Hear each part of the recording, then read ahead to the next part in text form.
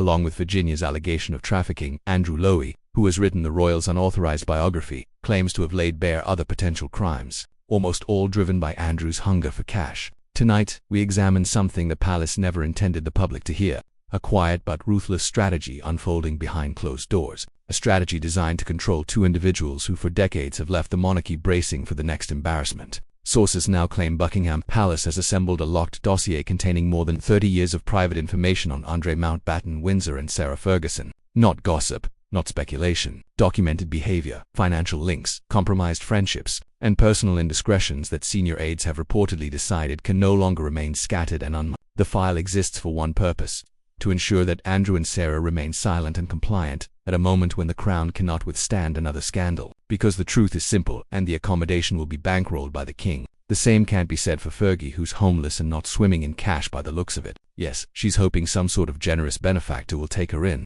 but thing is that's been happening now for 30 years. They carry enough damaging material to detonate the monarchy's public image if even a fraction of it ever became public. This is the assessment of senior insiders who describe the pair as a long-term risk. A risk now being managed through one of the most dramatic internal measures the modern royal family has ever taken. The decision to compile the dossier did not appear out of thin air. It followed a string of fresh shocks that reminded the palace that both Andrew and Sarah remain liabilities. The first blow was the posthumous memoir of Virginia Cooper, which placed Andrew's alleged conduct back into the global spotlight. Even after her death, the claims retained power and the palace understood that the story was far from dormant. Day after the infamous photo of him with 17-year-old Virginia Dupree hit the papers, that email was sent months after he claimed he'd cut ties with Epstein. If true, it could mean he lied during his infamous 2019 Newsnight interview. Then came the leaked Epstein emails.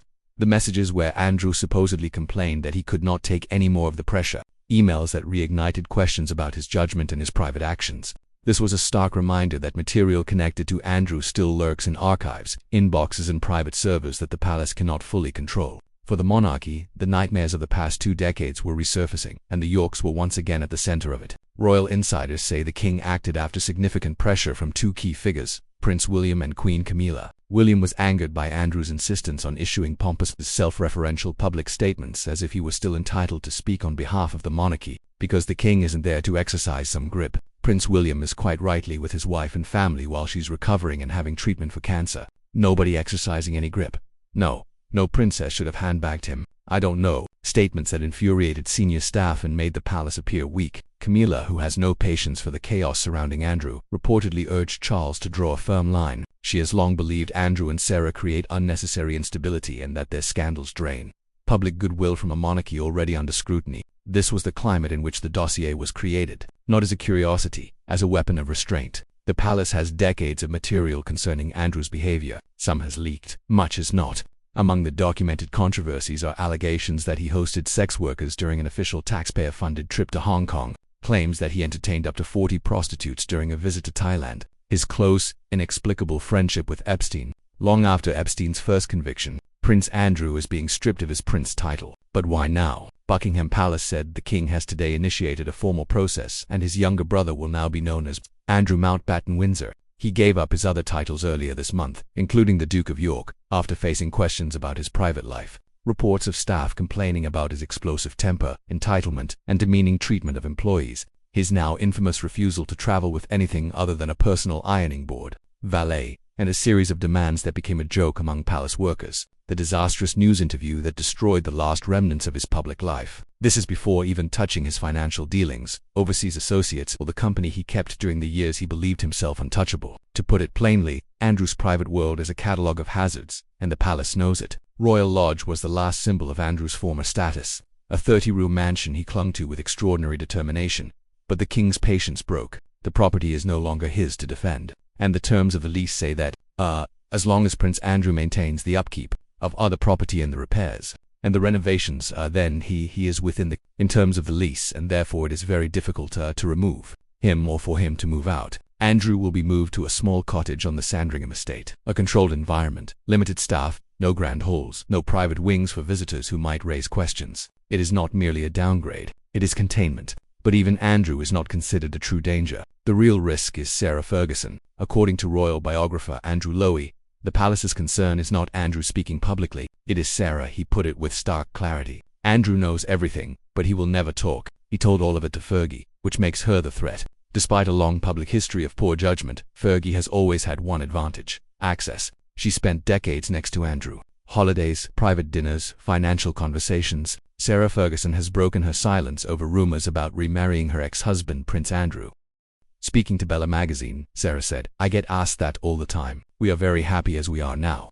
Late-night confessions, tense arguments, names that were never printed, trips that were never logged publicly, associates who vanished after Epstein's downfall. She knows details that have never seen daylight. Not because she is malicious, but because she has lived inside the story. And the palace knows exactly what she could reveal if she ever felt cornered." The dossier reportedly includes her own string of indiscretions, which the palace has not forgotten. These include her attempt to sell access to Andrew to undercover reporters, her mountain of unpaid debts, and her long reliance on wealthy benefactors to bail her out. The £15,000 loan from Epstein and their continued relationship. The persistent reports of heavy spending and chaotic finances, including £65,000 on a personal trainer she only saw twice a year. Her tendency to speak casually in interviews about private royal matters. Her long-standing desire to remain a public figure despite the monarchy's discomfort. These incidents paint a clear portrait. Fergie is impulsive, financially vulnerable, unpredictable. This combination makes her dangerous to the monarchy. In the past year alone, Sarah has generated several new headaches for the monarchy. Her children's book being abruptly withdrawn from sale without explanation raised fresh questions. Her increasingly visible presence at public events, despite being an unofficial figure, irritated senior aides. Her involvement in the Epstein email fallout renewed scrutiny of her own link to the disgraced financier. Her looming relocation to Portugal to live in Princess Eugenie's villa suggested she is preparing for a life away from royal control. And most recently, insiders claimed she is once again considering writing a memoir prompted by financial need. I suspect he doesn't. I don't think he has much. So I mean, that thing that, that was apparent from that Newsnight interview also, that was the thing that came across, I think, most strongly, and he thought it had gone well. Yes, he thought it had gone well. He doesn't really have any say. He doesn't really understand how people see him. The palace saw all of this and reacted in the only way it could. The fear inside Buckingham Palace is not simply what happened in the past. It is what could still surface. There are serious unanswered questions. What did Sarah witness during Andrew's jet-setting years? Which financial backers supported the York household and why? What private behaviour of Andrew's did she observe that never made the press? Why did she insist so strongly that Andrew was misunderstood behind the scenes? Which high-profile individuals visited Royal Lodge over the years without public acknowledgement? And what exactly does she know about Andrew's darkest period during his time with Epstein? It is the potential for new revelations that alarms the palace, not the old ones. And this is why the dossier exists, to hold them in check if they attempt to take the story into their own hands. According to insiders, the plan is as follows. Andrew will be relocated and kept out of the public sphere. His staff will be reduced. His inner circle will be monitored quietly.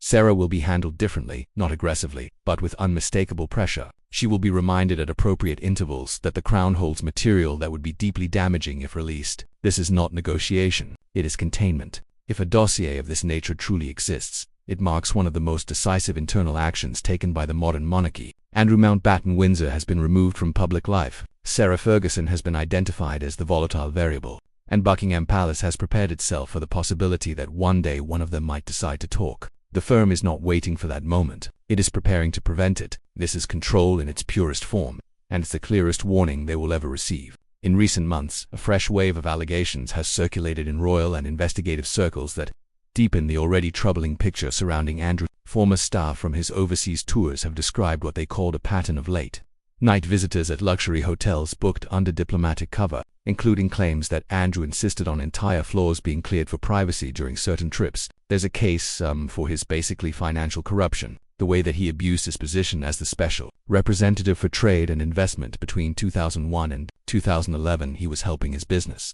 jobs do business, for example, in China and the Middle East. One Long Irving, royal protection officer speaking under anonymity, alleged that Andrew made unscheduled detours while abroad, which security staff only learned about after the fact, often involving private dinners with individuals whose names never appeared on official itineraries. There are also persistent whispers inside diplomatic circles that certain foreign business contacts courted Andrew aggressively during his years as a trade envoy, offering hospitality packages that raised eyebrows and were quietly reported back to the palace. None of these claims have been fully verified, but the very fact they continue to emerge illustrates why Buckingham Palace considers Andrew an ongoing reputational hazard, and why the dossier reportedly stretches far beyond what the public already knows. All of this leaves the monarchy in a position it had desperately hoped to avoid: a disgraced former prince with decades of questionable behavior behind him, an ex-wife who knows far more than is comfortable, a royal family now operating on defensive footing, holding a dossier that exists purely because they fear what could still emerge. Sarah and Andrew have long been unpredictable, but for the first time, the palace appears to be treating them as an active threat rather than an historic embarrassment.